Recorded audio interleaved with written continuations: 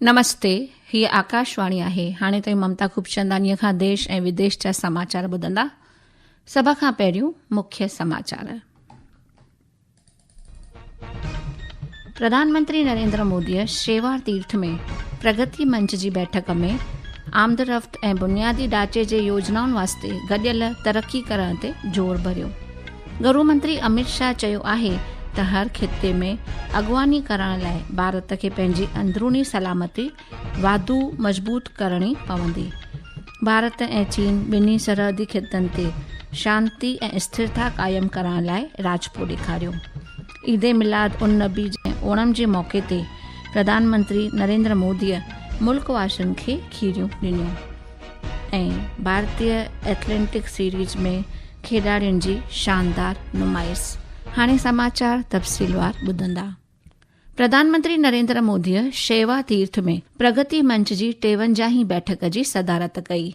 हुन साहिब चयो त आमदरफ़्त ऐं बुनियादी ढांचे जी योजनाउनि जी योजना बणाईंदे वक़्तु जिते मुमकिन हुजे बिजली, पाणी ऐं ॿियनि शेवाउनि जे लाइ गॾियल अङण जो विकास करणु घुर्जे। प्रधानमंत्रीअ चयो त योजनाउनि खे जल्द पूरो करण लाइ उन जी मयार सां को बि समझोतो न थियणु घुर्जे।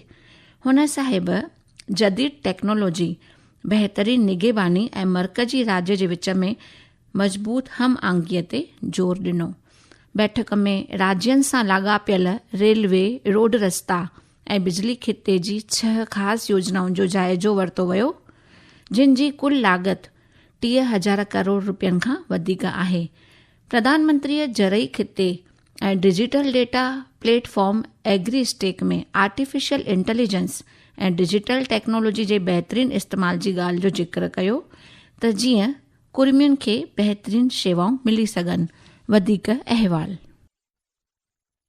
प्रधानमंत्री ने कहा कि बड़ी परिवहन और बुनियादी ढांचा परियोजनाओं की योजना बनाते समय बिजली, पानी और अन्य सेवाओं के लिए साझा गलियारे विकसित करने के लिए हर संभव प्रयास करना चाहिए। बैठक में 9 राज्यों से जुड़ी हुई रेलवे, सड़क और बिजली क्षेत्र की 6 प्रमुख परियोजनाओं की समीक्षा की गई। इनकी कुल लागत 30,000 करोड़ रुपए से अधिक है। श्री मोदी ने किसानों को बेहतर सेवाएं प्रदान करने के लिए कृषि क्षेत्र के डिजिटल डेटा प्लेटफॉर्म एग्रीस्टैक में आर्टिफिशियल इंटेलिजेंस और डिजिटल तकनीक के बेहतर उपयोग का सुझाव दिया। प्रधानमंत्री मोदी ने कहा कि साइबर धोखाधड़ी और डिजिटल अरेस्ट के मामलों पर जागरूकता अभियान, प्रशिक्षण और सुरक्षित डिजिटल व्यवहार को बढ़ावा दिया जाए। प्रिया मंडल की रिपोर्ट के साथ समाचार कक्ष से मैं जया भारती।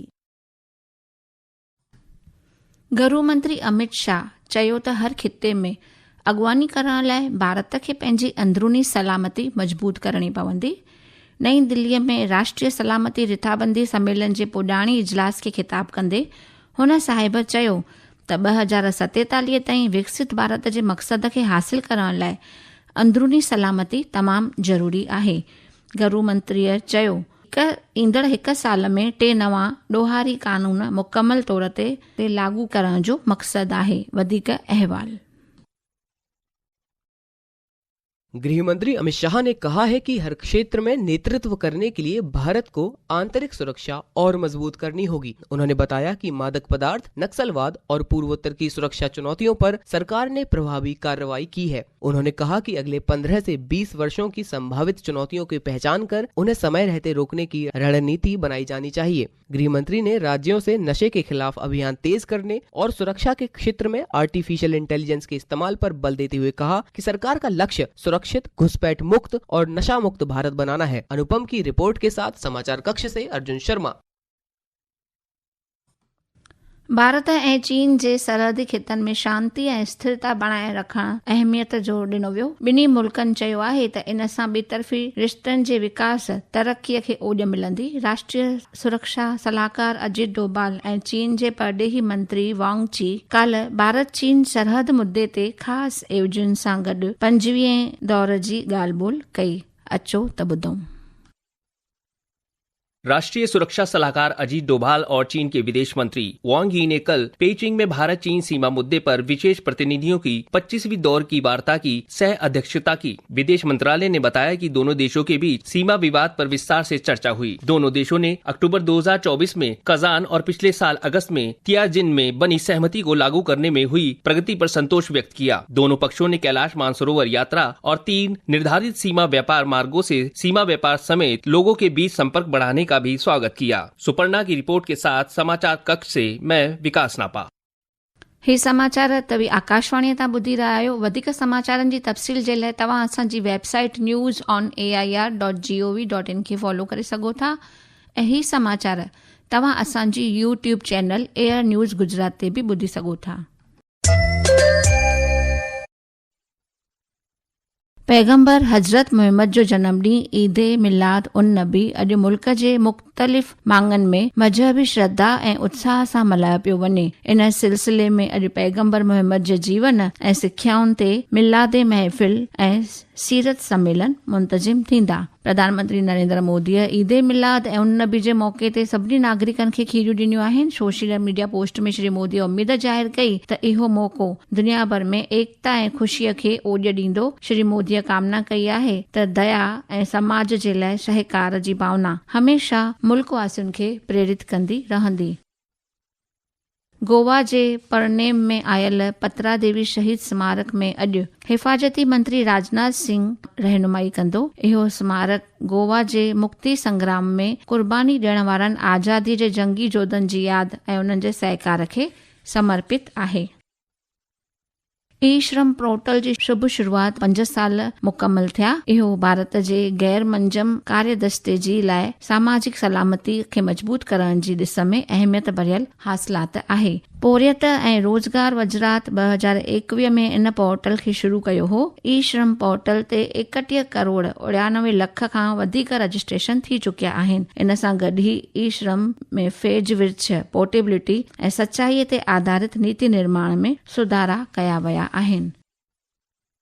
गरु वज़रात ॾखणी राज्य केरल जो सरकारी नालो बदिले करे केरलम रखियो आहे। इहो बदिलाव 25 अगस्त खां लागू थियो आहे। केरल जो नालो बदिलजण वाबति हिकु बिल 11 अगस्त ते लोकसभा ऐं ॿिए ॾींहुं राज्यसभा में पास थियो। हिन महीने जी शुरूआत में राष्ट्रपति द्रौपदी मुर्मूअ बिल खे मंजूरी ॾेई छॾी हुई। वॾी अदालत मर्कज़ी सरकार जी दरख़्वास्त लाइ हिकु ख़ासि बैच कोठाइण ते वीचार करण जी सहमति ॾिनी आहे, जंहिंमें मर्कज़ी सरकार जे ॿियनि पिछड़ियल तबक़नि OBC क्रीमी लेयर सिविल शेवा इम्तिहान 2025 जे उमेदवारनि ते संदसि 11 मार्च ते फ़ैसिले ते सफ़ाई घुरी आहे। आबहवा महकमे अॼु अरुणाचल प्रदेश, असम, मेघालय, बिहार, छत्तीसगढ़, ओभरी राजस्थान, झारखंड, केरलम ऐं माहे में तमामु वधीक बरसात जा चिताव ज़ाहिर कया आहिनि। विच महाराष्ट्र, मध्य प्रदेश, ओलह बंगाल, सिक्किम, उत्तर प्रदेश, उत्तराखंड जे कुझु हिस्सनि में पिणु ॾींहं जे दौरान तेज बरसात जा इम्कान आहिनि। भारत ऐं न्यूजीलैंड हिंद महासागर खिते खे आज़ाद ऐं समूलियत भरियो बणाए रखण जी कौल खे ॾेखारियो। ॿिन्ही मुल्कनि जे विच में बेसलामतीअ वारी रिथाबंदीअ वारी मज़ाकरात काल्ह न्यूजीलैंड जे वेलिंगटन में थी। रांदियुनि पासे रुख कंदे हरियाणा जे पंचकुला में थियल भारतीय एथलेटिक सीरीज़ जे 14 तबक़े में रांदीगरनि शानदार नुमाइश कई आहे। पुरुषनि जी 400 मीटरनि डुक में विक्रांत पंचाल 46.16 सेकंड जो वक़्तु वठी करे जीत हासिल कई। मुख्य समाचार हिकु भेरो वरी ॿुधंदासीं। प्रधानमंत्री नरेंद्र मोदीअ शेवा तीर्थ में प्रगति मंच जी बैठक में आमदरफ़्त ऐं बुनियादी ढांचे जे योजनाउनि वास्ते गॾियल तरक़ी करण ते ज़ोर भरियो। गृह मंत्री अमित शाह चयो आहे त हर खिते में अॻुवानी करण लाइ भारत खे पंहिंजी अंदरूनी सलामती वाधू मज़बूत करणी पवंदी। भारत ऐं चीन ॿिन्ही सरहदी खितनि ते शांती ऐं स्थिरता क़ाइमु करण लाइ राजपो ॾेखारियो। ईद मिलाद उन नबी ऐं ओणम जे मौक़े ते प्रधानमंत्री नरेंद्र मोदीअ मुल्क वासियुनि खे खीरियूं ॾिनियूं ऐं भारतीय एथलेटिक सीरीज़ में खिलाड़ियुनि जी शानदार नुमाइश। सिंधी समाचारनि जो इहो अंक ते समाप्त थियो। मूंखे ॾींदा इजाज़त। नमस्ते।